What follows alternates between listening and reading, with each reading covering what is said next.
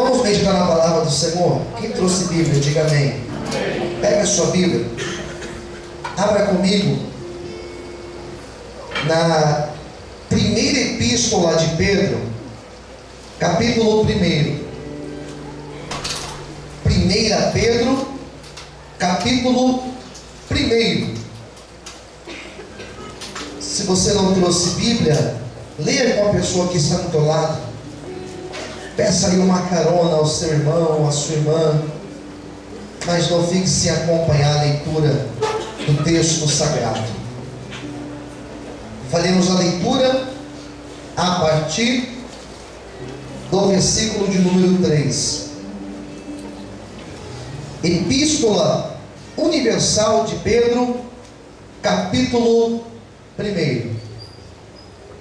Quem já encontrou, diga amém. Vamos ler versículo 3.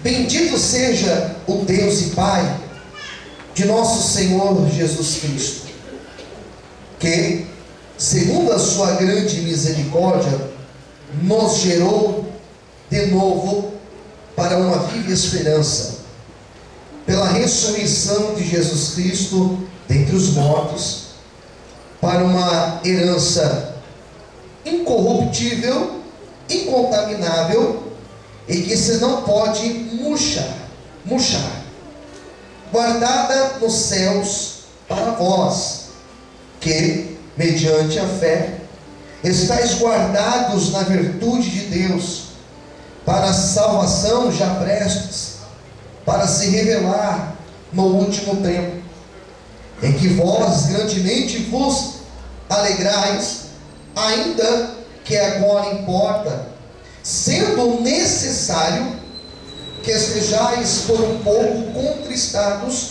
com várias tentações, para que a prova da vossa fé, muito mais preciosa do que o ouro, que perece e é provado pelo fogo, se ache em louvor e honra e glória na revelação de Jesus Cristo, ao qual, não havendo visto, amax, no qual, não o vendo agora, mas crendo, vos alegrais com gozo inefável e glorioso, alcançando o fim da vossa fé, a salvação da alma, da qual salvação inquiriram e trataram diligentemente os profetas que profetizaram da graça que vos foi dada, indagando que tempo ou que ocasião de tempo o Espírito de Cristo que estava neles indicava anteriormente, testificando os sofrimentos que Cristo havia de vir e a glória que se lhe havia de seguir, aos quais foi revelado que, não para si mesmo, mas para nós, eles ministravam essas coisas que agora vos foram anunciadas por aqueles que, pelo Espírito Santo, enviado do céu, vos pregaram o Evangelho, para as quais coisas os anjos desejam bem atentar. 3. Portanto, cingindo os lombos do vosso entendimento, sede sóbrios e esperai inteiramente na graça que vos ofereceu na revelação de Jesus. Somente até aqui. Vamos fazer mais uma oração. Curva a sua cabeça. Senhor, meu Deus e meu Pai, esta é a hora de nós ouvirmos tua voz falar conosco.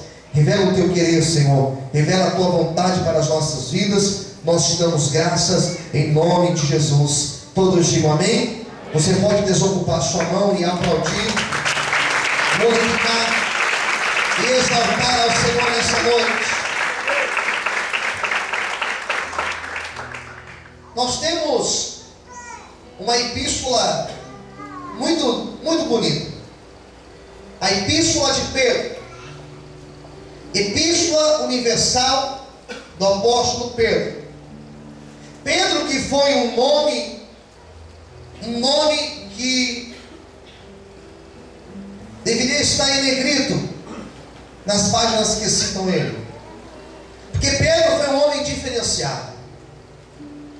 Pedro, dentre os 12 discípulos, ele sempre foi o mais atirado, o mais ousado, aquele que não tinha problemas em demonstrar o seu sentimento.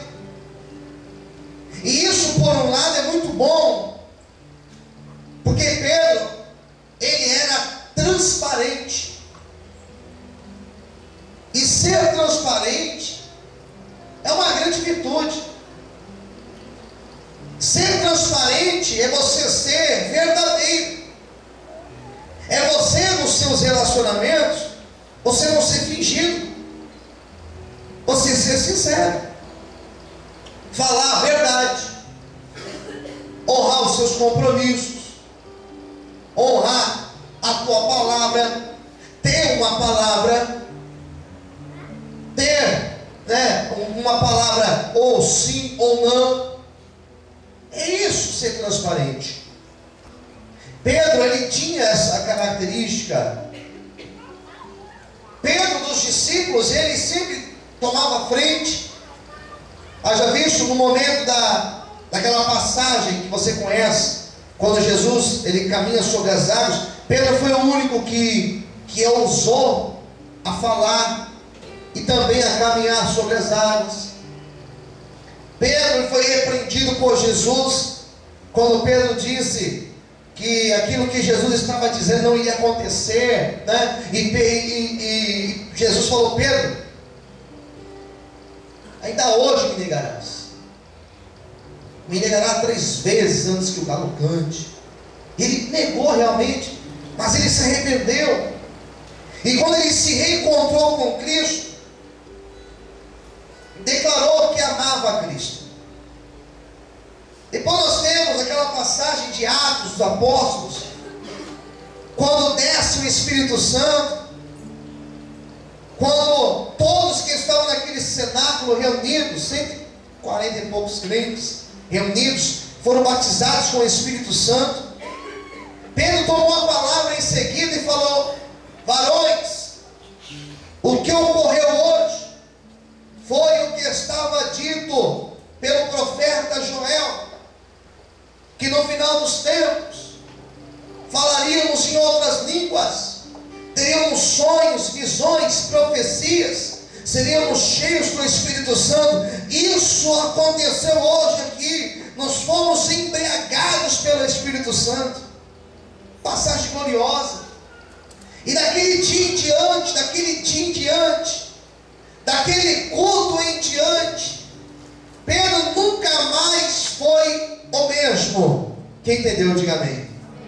Daquele dia em diante, a sombra de Pedro tinha virtude, de tal forma que onde ele entrava no templo, as pessoas ficavam ali, porque ele passaria, e a sombra dele, ao passar pelas pessoas, as pessoas eram curadas. E ele pregava e 5.000 pessoas aceitavam Jesus. Ele pregava e tantas outras pessoas eram batizadas. Pedro tornou-se um referencial da igreja primitiva, pelos sinais e maravilhas que eram feitos através da sua vida e da sua pregação. E ele precisava escrever algo para a igreja. Ele precisava deixar algo registrado.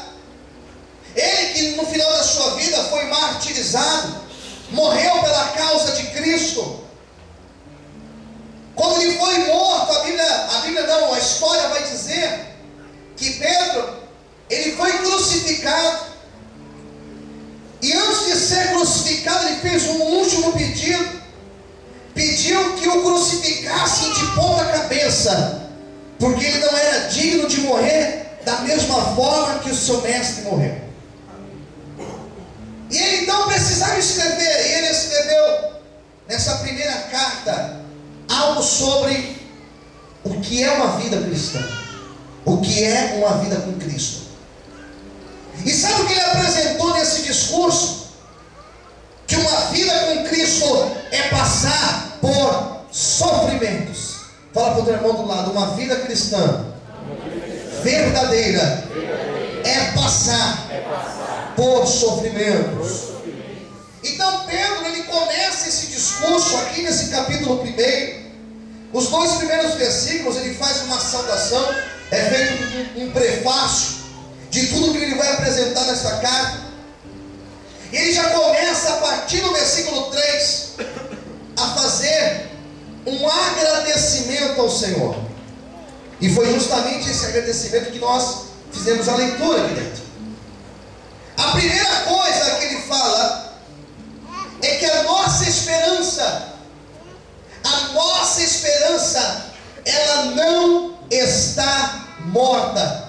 A primeira coisa que Pedro apresenta na sua carta, o primeiro momento que ele apresenta aqui, o primeiro tópico que ele apresenta na sua carta, é que o Jesus que nós servimos, o Jesus que nós estamos aqui hoje adorando, bendizendo o nome dele, ele não é um Deus morto, ele não é um Deus que está numa cruz morto, ele não é um Deus que os restos mortais dele podem ser encontrados em uma capela ou dentro de uma igreja. O que Pedro disse foi que o Jesus que nós servimos, ele morreu, mas ao terceiro dia ele ressuscitou para a glória de Deus. E foi justamente por causa disso que ele ressuscitou, que ele abriu a porta da salvação. E hoje nós temos a salvação pela graça, porque Jesus morreu, mas ao terceiro dia ele venceu a morte, ele ressuscitou.